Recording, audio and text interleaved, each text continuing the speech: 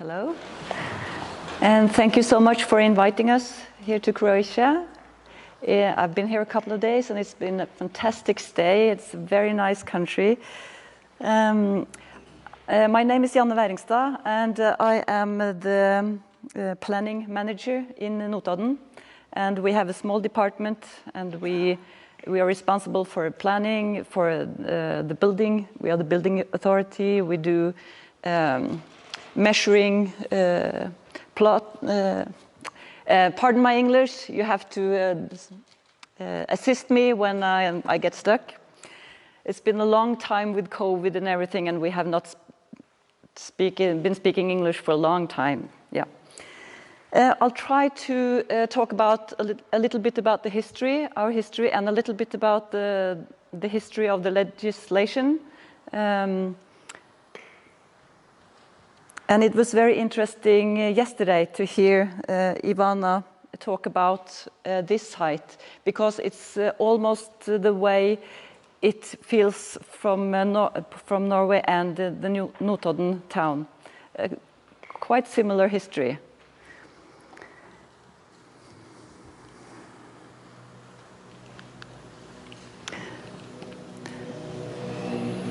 I went to Split. And it's a beautiful city, and it's very old, thousands of years before Christ and everything. And compared to Notodden, we are a young town. We just started. Our town started in the year 1900. So we're so young. So compared to you, yeah. But we also got written into the UNESCO World Heritage List because of our industrial heritage. But this industrial heritage has some downsides, and we'll speak about that now. This is Notodden today, by the coast, well, not the coast, but the lake Heddarsvatn. And since I'm the planning manager, I like maps, of course, and this is Notodden. This is the main road through the city, and it connects the east and the west of Norway, goes straight through the middle of Notodden. This is the river Tinnoa, where it all started, and this is the industrial sites of Notodden, and the town and the living areas around the city.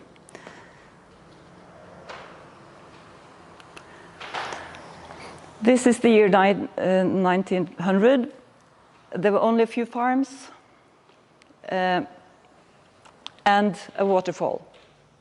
That was basically it. A blank sheet. This is one of the first maps of Notodden.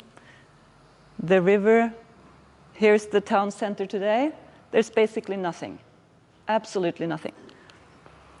But then at the dinner party in 1903, this Mr. Sam Eide, an entrepreneur, yeah, and the scientist, they met there at the dinner party, and he was looking for projects to invest in, and he had the solution. He had the new technology to take nitrogen from the air and put it down to artificial fertilizer. So combined, these two men, the power from the waterfall and hard labor coming from all over Norway, Sweden, they built the town of Notodden. So this is a very brief history line, the rise and fall of Notodden, and hopefully the rise again these days. 1894, a person called Holta, he bought the waterfall, and he built a power plant, or electric power plant, and made this power plant. And this dinner party that I told you about, it resulted in 1905 to the development of Norsk Hydro, making fertilizer to feed the whole world, and that's why we got the UNESCO World Heritage status. And in 1910, the ironworks were started down at Notodden. These are the first 2 power plants, and they're still there today. And now just some pictures from the olden days. Looks a little bit like Dugi Rat, yeah, with making iron and making industrial waste in big heaps here. And you see the smoke from the industry.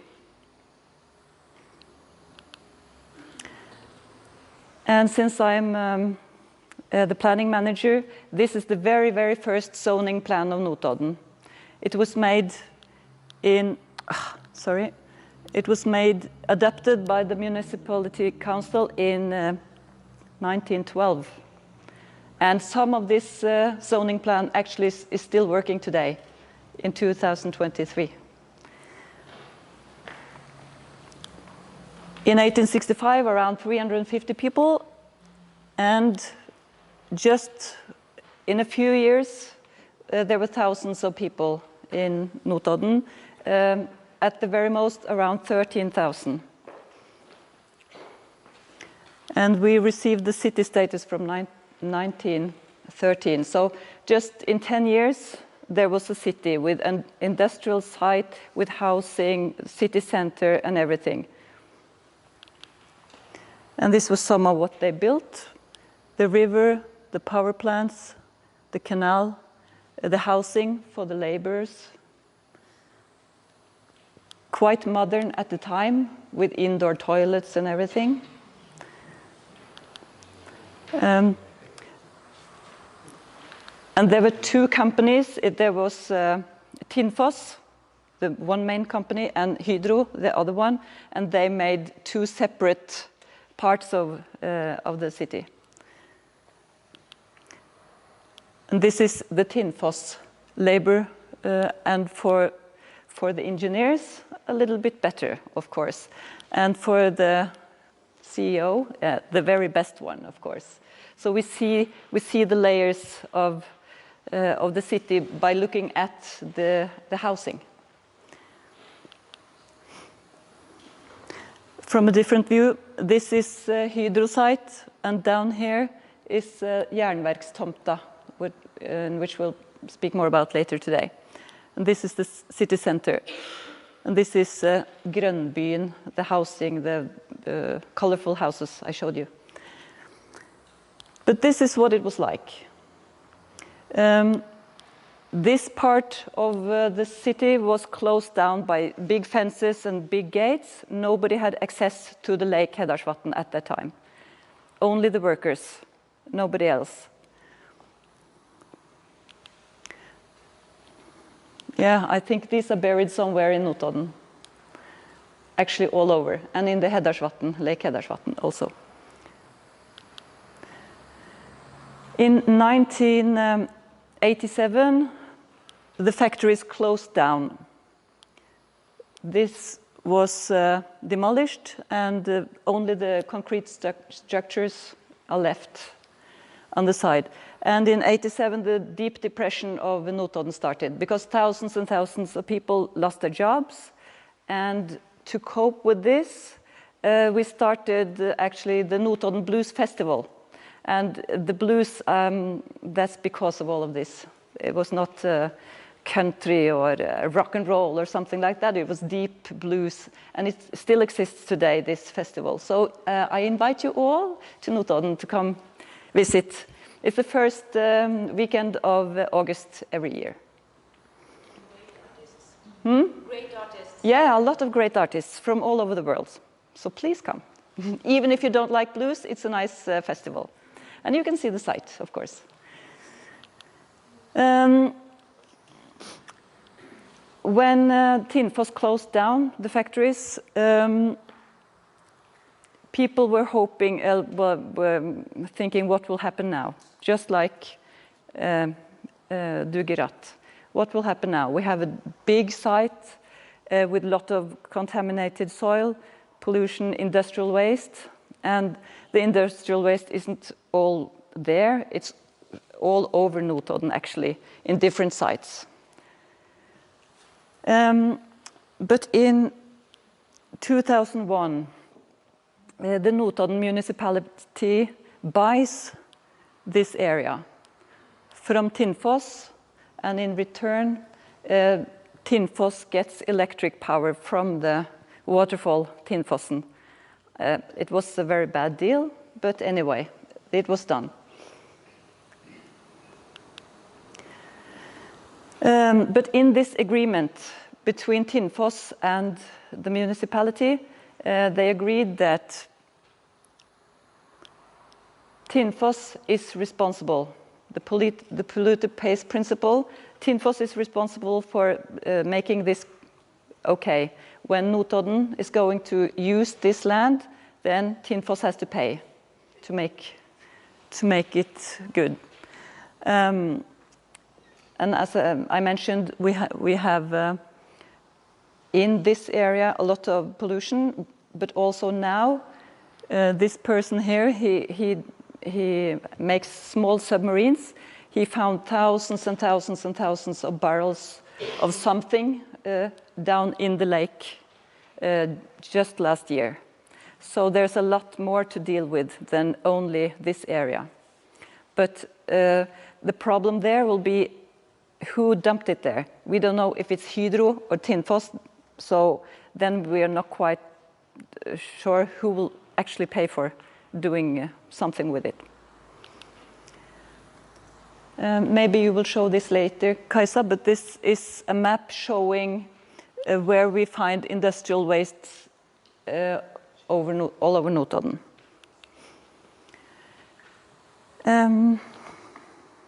How much time did I use? Yeah, I do have. Yeah, that's good. The legislation, it develops as problems occur, then legislation has to come forward and get better and better. Because in the olden days, only the health authorities cared about what happened with people. And it was not easy for them to actually do something with the problems, because the legislation was not very good, and the knowledge to do something was not very good either. But in the 70s and 80s, the legislation was actually developing a lot. So the Pollution Act, it was adopted in 1983. It's quite late.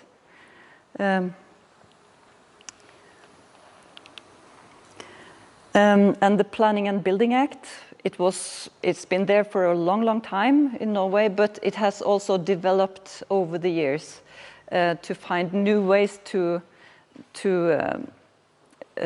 find out what's the problem in an area and how to deal with it. Yeah, I think Kajsa will talk about the Pollution Act later on.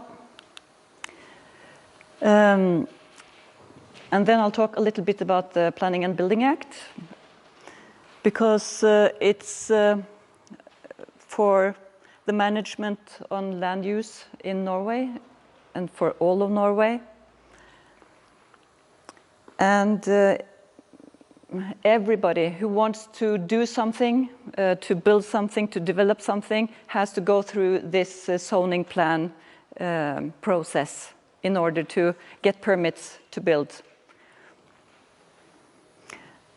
And this shows that the plan, it's in Norwegian, unfortunately, I couldn't find the English version, but it shows the process, because this is a process act. It's not like the Planning and Building Act says what's the result. No, it doesn't say what will be the result, it only says how should the process be, and then it's up to the local authorities, together with the state authorities and to the public and everything, to find out what is the best land use in this area. So it's very process-based. And it's kind of, I would call it a democratic tool. It's the best way and a very transparent way to do things.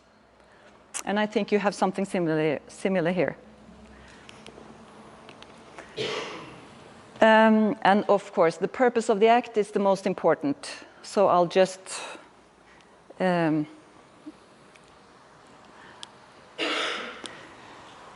and it says it shall promote sustainable development in the best interest of individual society and future generations. And of course, the future generations, that's important. The Act shall facilitate the coordination of the central government, the regional and the municipal functions. It shall ensure transparency, predictability, and public participation for all affected interests and authorities. And the emphasis should be long-term solutions, not the short-term profit interests, but the long-term. Both environmental and social. In my experience, this Planning and Building Act now is like you should solve all the problems in the world through this act, because every interest should be considered here before the municipality adopts a zoning plan. And the zoning plan, I don't know if you know the term, but it's an area plan with that specify the use of the land. And this is the zoning plan for the Jernverkstomta, where the ironworks used to be. The green color means a park or something, something green, of course. The yellow color means housing, dwelling, where people should live. And the brown one means city center purposes. So like offices and shopping and things like that. One of the important things here was to make sure that the coastal line was open to the public. It's very important not to just let the developer take all the area, but make something good for the public as well.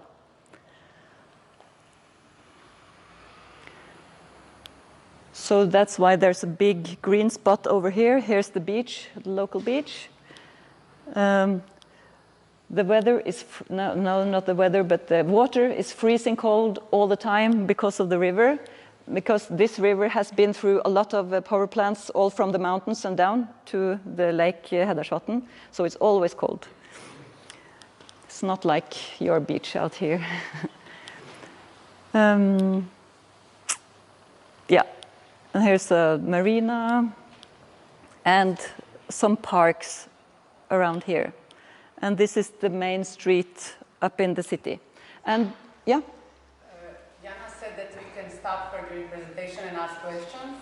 I told her that students in Croatia are not used to this, that they don't, I work as a professor, so I know that it's not often, students don't feel empowered to ask questions as staff presenter, but I will lead by example. Yeah. So we have a question here in our group. First, we didn't hear the purple is?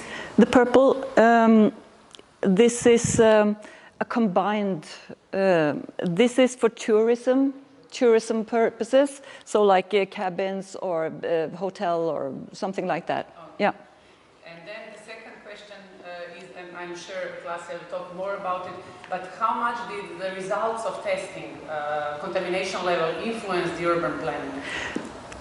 Not much, actually, because we knew there was a lot of contaminated soil down here. So the only thing we had a big report, of course. When we do a zoning plan, we have reports on everything. Especially the risk and vulnerability assessment, yeah. And a part of this was the action plan or the remediation plan for the site. But the only thing the zoning plan says something about is this. When applying for a starter permit, it must be documented whether there are polluted masses in the soil, and we knew there were. Any contaminated masses must be removed in accordance with the action plan. That's all the zoning plan says. And then the Pollution Act takes over, because when we have decided what to use the land for, then the private companies take over to do this. And Fylkesmann, the state county, they will decide if this action plan is good enough or not. So then it's not the municipality when there's a lot of pollution, then it's not the municipality's authority to decide whether this is good enough or not. It's the... And since the regulations are so clear, then you could actually just write this had to be done according to legislation and laws. Yeah. That could be sufficient for such a plan. Yeah. So the logic was not, this is what we have and let's do the best with what we have. The logic was, this is what we want. Yep. And then we remediated according to law to get to this point. Yes. Okay. Yes. That's what we... But is this testing and risk assessment necessary, obligatory before the zoning? Yeah. In all... In order to know. Yeah, in all zoning plans, you have to have this risk and vulnerability assessment always when there's a development land use. If there's a protective land use, you don't need the assessment, but in every development plan, you need it, always. It is in a sense the starting point. Yeah. Okay. Yeah.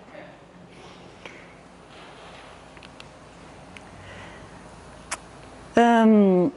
In 2008, Tinfos sold this company to a French company called Eramet, who's now responsible for the polluted areas. Yeah, and as I've understood it, we have a very good collaboration with Eramet, who's now responsible and who pays everything that has to be done. Luckily, they are not closed down or disappeared from the surface or something like that. Yeah, I'll not... this is the procedure in the collaboration with Eramet, what to do when you get into this, when digging in the ground and so on.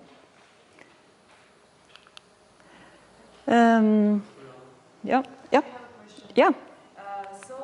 When you do your planning and building, you put the sentence about the contamination that the testing should be done. Yep. This is so, for me, unusual to hear that you put as this sentence that in every time, so you know that it's contaminated and you have to test it and you put it as in the building act requirement. Yeah. So when for me unusual because I never, when I read for Zagreb, I never saw this kind of obligation. Yeah, and when we, I have to, when they applied for building applications, and we look at them, then all the documentation has to be there. And then a company will say, we have tested and we have done this and that and everything. And then we will find out, is this good enough?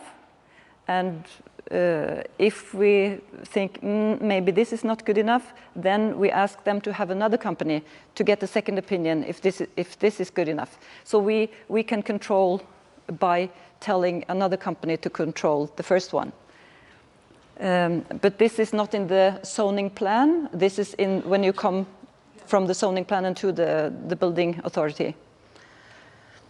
And so far it has worked very well in this area, I think.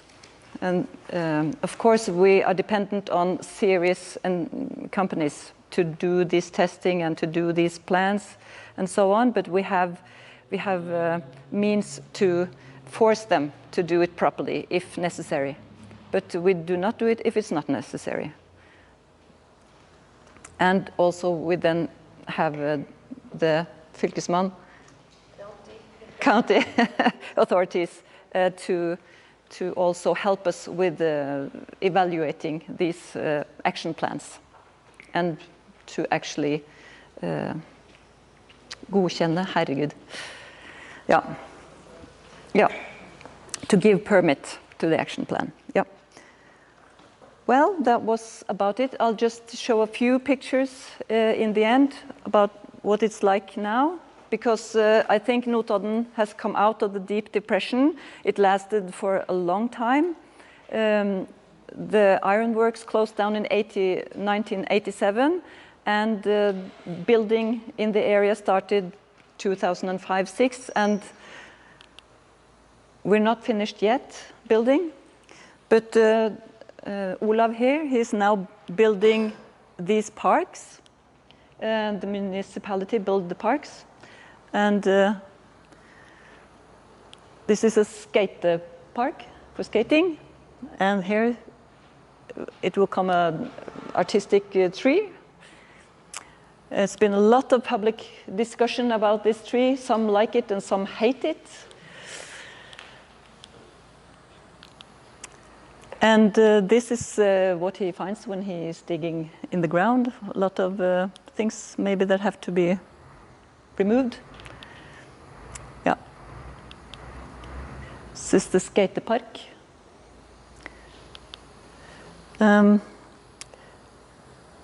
This is the new cultural center. It was built, was finished in 2013, exactly at the 100 years anniversary of the town. And it's been used a lot, and here are the newest buildings for maybe not 8 million crowns, but maybe 4,000. The most expensive are 8 million. Ah, the most expensive, 8, okay. Which is On the top. 1 million euros. About 1 million euros, a little bit more, a little, yeah.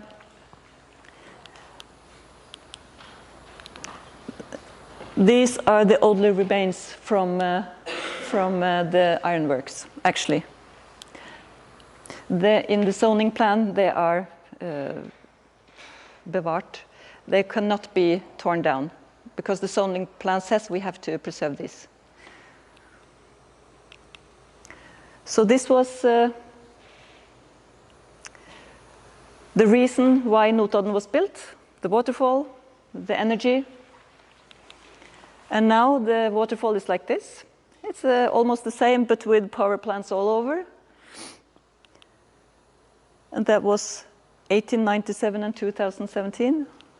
Yeah, that was it. Thank you for the attention.